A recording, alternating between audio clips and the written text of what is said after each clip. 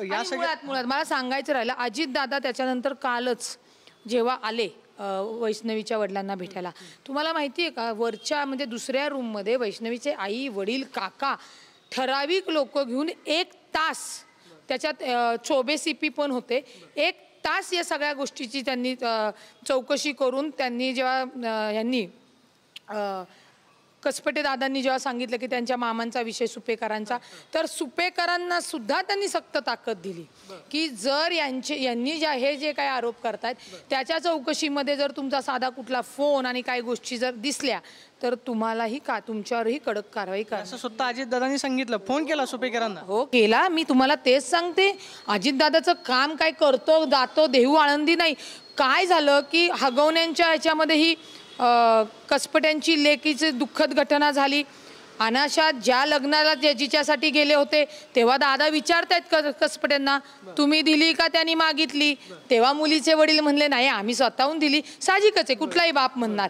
मग मला सांगा कुणाला कळणार आहे? जेव्हा आपल्याला त्रास असतो किंवा आपल्याला न्याय घ्यायचा असतो तेव्हा ती तक्रार योग्य व्यक्तीकडं योग्य यंत्रणेकडं देणं हे प्रत्येक माणसाचं काम आहे.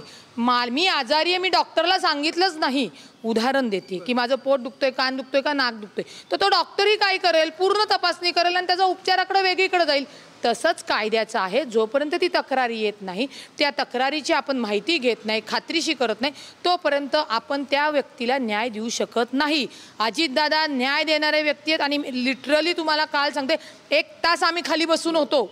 मी एवढंही माझ्या सहकार्याला म्हणलं 1 तास झाला दादा बोलतायत, पण दादांनी लग्नापासून त्याच्यानंतर मी तुम्हाला विचारलं होतं तुम्ही का नाही बोलले, मग आधीमध्ये तुम्ही मला फोन करून का नाही सांगितलं, कशा कशा पद्धतीने काय काय झालं, कोणी कोणी त्यांना मदत केली, ज्या कसपट्यांच्या ज्या काही तक्रारी होते, किती सोनं दिलं, काय कधी दिलं, या सगळ्याची माहिती अजितदादांनी 1 तास घेतली.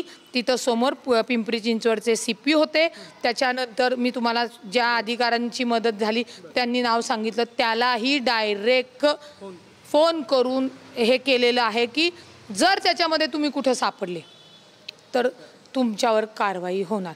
अजून काय अशा सक्षम नेत्यांनी करावं अशी जरी काही अपेक्षा असतील, अंजली दमानी यांच्या ताईंची असतील, अंधारे ताईंची असेल, तर त्यांनी ते सांगावं.